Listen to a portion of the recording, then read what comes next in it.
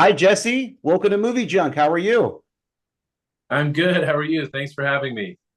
Doing well, doing well. I'm super excited for today's session. Believe it or not, it's actually Movie Junk's 100th episode today, and we have a very, very special guest joining us today in Jesse Kove.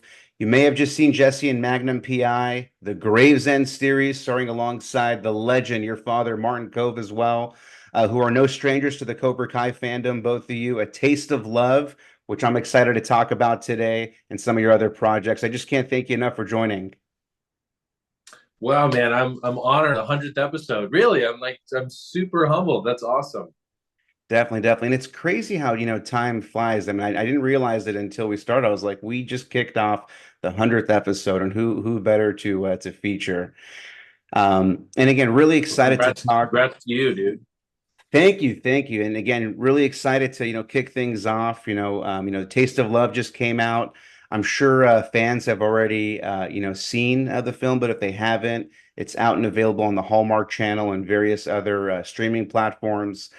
So definitely, just from watching the film, the backdrop, the food, really were just all their own characters. This must have been a fun movie to shoot. We had a great time. Thank you. Yeah, it is available. I think it's on Peacock. You can watch it on their little Hallmark sidebar that they have, an app within the app.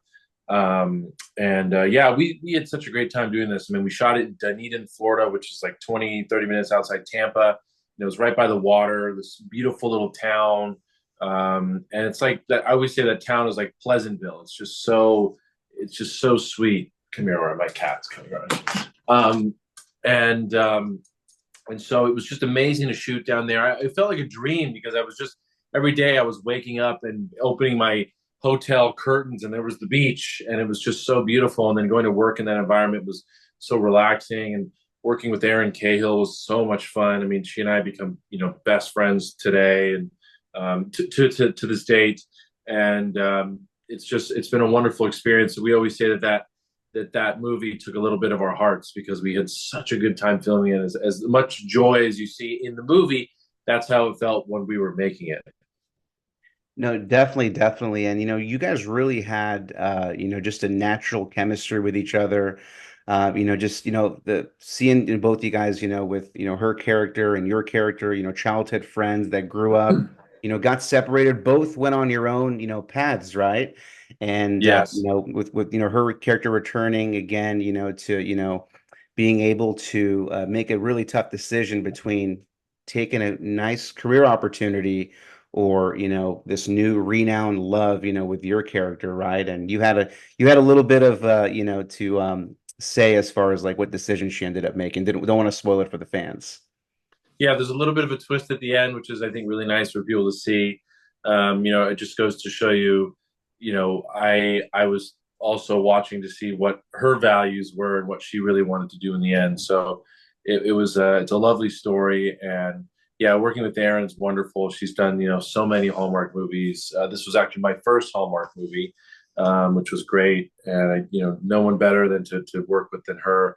And working with my dad is always so much fun. We just had such a nice time. It was great for him to play a part that was, a much softer character, a little more, you know, uh, I guess, a little bit more humble in certain ways. And that was always very fun for him to play. And, so it was just great working with Susan Gallagher, who played my dad's wife. She's just lovely. And the producer, Lincoln Logison, and our DP, Michael May was incredible, and our directors as well, Michael and Conrad were great. It's just such a good movie. I was so proud of that movie, and I'm so glad that I've gotten so many messages and calls from people around the country who've watched it. So it's been really fun to see the movie unfold, and I'm trying to. I think we're working on getting a sequel made, so it would be really exciting if we can go back. I was just gonna say a sequel would be a really, really cool idea, but I know this might impact your characters coming back, but I really want to see the adventures of the younger version of you guys with grandma, kind of seeing her in the kitchen, maybe kind of going back and forth, doing Yes, more of a yes. prequel sequel. Because you Absolutely. guys seem like you were having like a lot of fun with the younger characters, right? Just seeing the adventures you guys got into and how that love was formulated, and maybe what caused you guys to separate. I don't know if we really got too deep, into that as well. But also too, I mean, with your character, you were also pretty equally as successful too, right? Even though she was the famous culinary chef, but you were well respected. Folks were calling you sir. You had the best produce shop in town where everybody was buying everything from your shop. So excited to see what the future holds as well for your characters. Yeah, there's a lot. We talked about maybe see us getting married, see where that goes. I had also great ideas of, a new girl comes into town and I thought that maybe, she could come into town. I had this actress in mind. I worked with her before. Her name's Tommy Rose. We just did a Western together. And I had this great idea that, a character like her could come into town and her parents want to like buy up all the some of the properties in town, and like the daughter happens to be a chef, and there's like maybe another cooking competition or something like that. So who knows, there's so much that could be created, but it would be amazing to go back, and I think a lot of people would love to see those characters again. And you can really tell that, with the cinematography of this film, that, the director really focused on the background, the food as well too. I was struggling, watching this film because I was hungry watching it. And we got the fried chicken, the barbacoa, those tacos looked amazing too, and like the dessert trays. Was there a real life like chef on board, or how was this food being prepared? They did have the production design, and they knew what they were doing. They had some really great, they had some chefs on set that were making stuff, which was great. And there were also some scenes where there was some real, like Chef Kove was a real, actually, he's a famous chef. He's incredible. He was there on set, and he was in one of the scenes as one of the chef judges as well. So, a lot of knowledge about food, which is always great. That barbacoa scene. I ate everything that you saw in the movie. I couldn't help myself. There was so much to be eaten. So it's always fun to do. It's like, when you do a Christmas movie, you can't help but, there's always food that's being made around those movies. And it's like, it's hard not to splurge. Yeah. And I do want to touch back on something that you mentioned around Martin Cove, your father, seeing him in a different light, right? We're so used to seeing him as the villain or the sensei, right? But there's a real deep scene, right, with his daughter, right, where they're having, a very intimate scene, right? And it's sort of that like either the passing of the torch and sort of that wisdom that he's providing to his daughter. So you do see him in a different light that, fans might not be as familiar with, from his other roles that he's capable of. Yeah, that was one of the things that was so intriguing for him to play, was being able to show a different, more vulnerable side. Because as actors, we want to play different characters. So for my dad to be able to play, this guy Glenn, who is softer, he's this wonderful dad, and to have that relationship with the daughter, it's nice for him to play those different colors that you could, we like to say.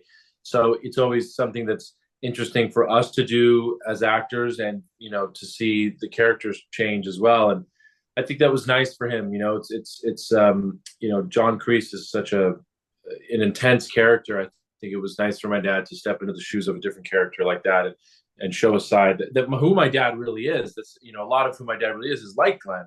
He's a really, my dad's a great guy. He's a lot of fun, just like Glenn was. Like a lot of that personality that you saw in Glenn was who is actually like who my dad is. So it was great to see that. Of course, he's calling me right now. Bring him on, bring him on. One scene that was really, really funny was the scene where, they're preparing a dish, and, there's a fire that's, it's just part of the design. And then your character comes and rushes in and thinks there's an actual fire going on, and you fire extinguish your dad. What was it like shooting that scene? That was funny. Oh, we did a lot of laughing that day. It was just fun. They were cooking the, I think, Alaskan flambe, and like, you're supposed to light it on fire, and then I come in, I thought there was a fire, so I had a fire extinguisher, and I actually used it, which was a lot of fun. And then all the, the cake stuff gets on my dad, which is really funny. So we just had a lot of laughter that day, a lot of fun moments. Filming on the beach was so much fun. There's a moment where Erin and I were, down in like Clearwater Beach, just some of those gorgeous beaches in the country. and just these long shots of us walking and doing a lot of our dialogue. Just such memorable moments. Really, just a lot of joy in a lot of that. Especially filming around the beach is always so nice. It's relaxing. It's different than when you're shooting in a real location like on a beach. It's so nice versus like being in a studio or just inside of a building. Definitely, definitely. Yeah, and again, it's just a really, good feel good, movie, right? Just something that I feel like we don't get as much of, nowadays. We're so used to just these, which I love, action packed, movies and, just, Marvel and all this extensive, but it's movies like this that just kind of, we need, nowadays that I don't think we get enough of. And I think that's something that was I really enjoyed. I was like, this is just simple, awesome, feel good. I enjoyed every minute of it. As did I being on set with it. It's so nice to hear that. So I agree with you. I just saw a movie last night. I saw this great movie called Ordinary Angels with Hilary Swank and Yeah. what's his name? Jack Reacher, the new Jack Reacher. Yeah. I Yeah. just forgot his name. Alan Richson. Mhm, mhm. Yeah, great movie. Also feel good movie. A lot of drama as well, but just these solid movies that just really make you feel great after watching it. I love Marvel movies and action movies and big budget CGI stuff. That's always fun, but there's always like when you have these little humble movies that's just strictly character driven and they don't have any of the bells and whistles. And that's still able to hold your attention. I always feel like that's so important. Yeah, I was just speaking of Hilary Swank, I was just watching an interview that she just did regarding that film, and because she took a little bit of some time off, from filming because she was dealing with the health of her father, who I believe she just lost 2 years ago, and I think this was like one of the first films where she just started getting back into making films, and this was a big passion project for her too. So, yeah, I mean, I love these types of films because sometimes they just feel more authentic. And you're really seeing the soul of the characters, and there's more time that for seeing character development. So I actually haven't had a chance to see it yet, though. But just from seeing the interview and hearing from what you're saying, that's next on my list. It's great. You got to go see it. It's really a really good film. So it brings some tissues with you as well. Definitely, definitely. And I can't let you sneak out without asking a Susan Gallagher question because we just featured her, on our show, and she's actually been on our show a few times. I'm just a huge fan of hers. But any funny stories or fun stories with working with her on set?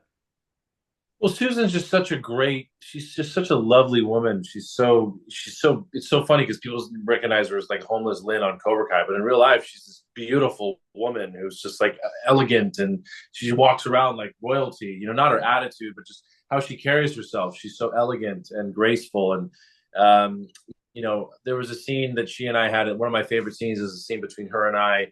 And, we're like fixing a window and she chats to me about, basically like being kind of like a stepson figure or something like that, or sorry, not a stepson, just like a son figure, Yeah, yeah. and and it was just a beautiful moment between her and I in the movie, and her and I always loved that moment between us, and we just had a lot of fun. We did a lot of laughing together, talking about Cobra Kai and where that show is now and our characters, and then even doing a movie like this, amidst how great like her character's crazy in that show. My character, was Captain David was nuts in Cobra Kai, and he's just punching people and bullying people versus like Jacob, who's a really sweet, kind, generous man.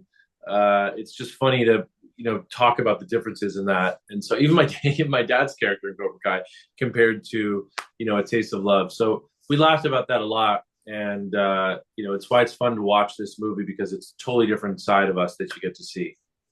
Definitely, definitely. And me and Susan joked, right? Because, as far as some expectations for the final season, and we're like, what if Kreese and Homeless Lynn end up together, right? Because there was a little line that Kreese throws at her, there was a small scene in front of the dojo. So yeah, definitely, definitely. I think it would be cool to see those characters maybe, because just filming A Taste of Love, that'd be awesome. You're snuck up on us in season 3 of Cobra Kai. And I know up until that point, I know I was, anticipating like hopefully seeing you join the fandom, and a lot of fans were thinking that you were going to play a younger version of your dad because of how you guys look, obviously. But then there was that twist where you were the bully. So love to hear, how were you auditioning for a while to join the show, or was this something that was unique, kind of presented to you? It was presented to me. I wasn't auditioning for a while. I mean, there was really nothing for me to play in the show. I wasn't young enough to play one of the kids or whatever. And so this opportunity came up when I got this. I didn't really know what it was for exactly, and I thought it was for a young Crease or something else. But then I actually auditioned for it, and I really worked my ass off for this scene because I thought what a how embarrassing it would have been if I went audition for this and I did a horrible job. Especially because my father's in the show. So, I auditioned just like everyone else. I went in there. I think I did a pretty damn good job, and they loved it. And I joke around like playing bad guys is kind of like runs in the family. So, it was great to play. And Barrett, who plays young Crease, is a great actor. He's also a friend, and we have a lot of fun together. And it just worked out great. It was fun to be on set that day. My dad was watching, the director, the writer, directors, and producer there, John, Josh, and Hayden. And then, it was like this Back to the Future moment. I'm my dad's son playing a young version, pretending to be him, but also the younger version of him is there. And it was just really amazing. And then he's watching us.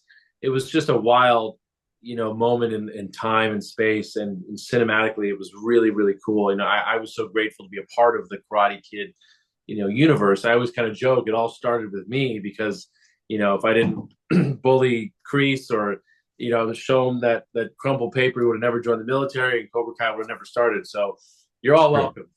It's true. No, no, you're right. And it's funny that you mentioned Back to the Future because that was the feeling that I was getting. I was like, you're Biff Tannen right now. I was like, you're Biff Tannen, right? And then just, the diner scene, I was just going back to the Future one. Was that at all like mentioned as an inspiration, or was that just sort of how it all fell down? It kind of felt like that afterwards. Gotcha. We when we saw it and when we felt it, in the moment we kind of just were in the moment of what it was, and then after like seeing it, we're like, oh my god, this is like Back to the Future with the cars and the music and the wardrobe. It was awesome. So I loved it. It was a dream, and I will never forget it. Definitely, definitely. And so just kind of, going back to, being, part of the Karate Kid fandom, what's it like? Because, obviously before joining the show, you were wearing your fan hat, right? You were just like us, being part of the journey, and but your dad is Kreese. So like kind of what was that like probably, growing up and even up until now, like from a fan's perspective, knowing that you're related to Kreese himself and this character's impacted, all of us for many years.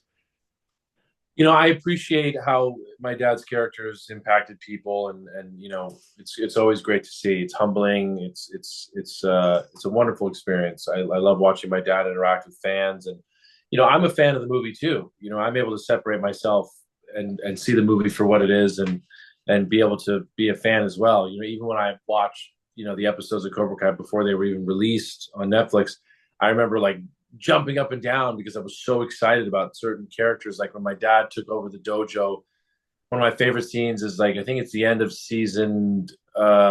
Which season was it where he takes back the dojo? Two, Uh, two.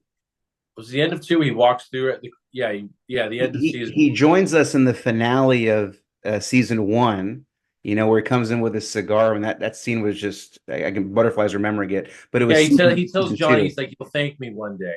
Remember that? Yeah. He kicks him. Was it the end of season two?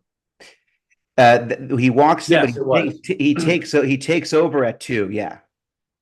Yeah, it was the end of season two. I just remember that moment. I was watching it here in my house with my dad, and I was so excited. Like, because I just, as a fan, like, I got excited about it. Even though my dad was sitting right next to me, I was able to look at it and feel like, the joy and all the, you know, the mystery around everything. It was just so much fun. So I'm able to separate those and be a fan as well. And, it's a wild ride, man. It's fun to be. It's been amazing to be a part of this journey, and it's a very special moment in time, and we're really lucky, to be a part of this, and to help generate this to the fans and the world. And I think people love it, obviously, and they want it and they crave it. It's needed. Definitely, definitely. And it is the final season, from the fans' perspective. Is there anything that you're hoping to see in the finale, or what are your expectations for this last season? Well, I've been down to the set already. I've seen a bunch of amazing stuff that I can't wait for people to watch. I can tell you, like, whatever I want it to happen is going to happen. Like, it's going to be incredible. So, things that you as a fan, like, the cool thing about John, Josh, and Hayden is they're fans of the show. So whatever fans hope to see, like, they're pretty keyed in on what should happen. So it's going to be amazing. It's huge. It's awesome. I wish I could say more, but I can't. It's going to be incredible. It's going to be a no mercy ride. Oh man, yeah, that's I can't wait. And I actually just by a chance meeting bumped into to Hayden in Las Vegas. I think it may have been the time when they were filming Obliterated or wrapping up post-production, but I bumped into Dan Adute and then started talking to him, and then right next to him was Hayden. I was like, oh my goodness. I was like, man, huge fan, huge fan. So that Oh, was that's so awesome. funny. That was just a chance meeting, but no, I mean, they've just done this franchise justice, have extended and added, different layers and dimensions that I never thought that you could expand within the franchise. So I'm excited. And there's even talks of, or there's a new Karate Kid movie coming out, I believe, even at the end of this year. So I think that's all privy to the excitement that the big three created. So I'm really excited. And also, with yourself too. I mean, you have roughly 40 credits to your name. You've become a fine actor as well, and I'm excited to see all of your upcoming projects. And we've interviewed a lot of the Gravesend cast members, right? I'm a huge, Oh, fan yeah, of of course, I can see it up there. the mob genre. So, what was it like? I mean, because I know both you and your father also did a few episodes. How'd you hear about that role, and what was that experience like? Well, we knew William DeMeo, who's the creator of the show. I Yeah. don't know if you interviewed him or not. He's a friend, and my dad's from New York originally, so they obviously wanted some authentic, New Yorkers from, and, my dad's from Brooklyn, so they asked us if we wanted to come join, and we were so excited. And I think they're going to bring us back for season three, which will be really cool. I love filming in New York City, and it yeah, it's just it was a great show to be a part of. I love being a part of that authentic old school mentality in New York. And it's a little bit of part of my history with my dad. I love New York so much. I love visiting. um and I love the people there. Everybody worked so hard, and even when we were making it, the energy was just amazing. They really wanted to capture that authentic time period that it was in, and it was so fun. So we had a great time. My dad and I loved it, and we can't wait to go back. And I think William DeMeo for bringing us in for that. He's just a great actor, great writer, and he's just it's amazing what he's done with that show. Yeah, I mean it's pretty much all him. I mean, it doesn't have like one of the bit like HBO or anybody. It's pretty much him that's, done this. And I think he's one of the only ones that's been able to do a show independently like I was that. going to say there's no other show like a complete independently created series that's done like that. It's amazing. It's amazing what he's done. I think all the people that may have said no to the series, they might be in the back of trunks of cars. I don't know. Yeah, yeah. I mean, it's a crazy. I mean, Chaz Palminteri's on there. I mean, it's just not folks Chaz from is great. Sopranos. He's become a friend from the show as well. I love that guy. We went to his house and did a interview with him. Such a good man. What a great guy. Definitely, definitely. So I'm excited. Yeah, hopefully we could see you guys in season three returning. And again, also just want to be respectful of your time as well too. Fans, I highly recommend checking out A Taste of Love, Hallmark Channel. I actually did see it on the Peacock, so if you have the Peacock app, it's available too. So highly recommend fans checking it out. And hopefully we could see you in some more projects, and also rooting to see you in the final season of Cobra Kai as well too. But Ah, you're awesome. Thank you. thank you so much for joining us today for our 100th episode, and super honored to have you on. Dude, appreciate it. Thank you. Quick question for you. Have you seen The Offer on Paramount Plus? Oh yeah. Oh yeah. Good. Okay. That literally is like probably one of my favorite shows ever was The Offer.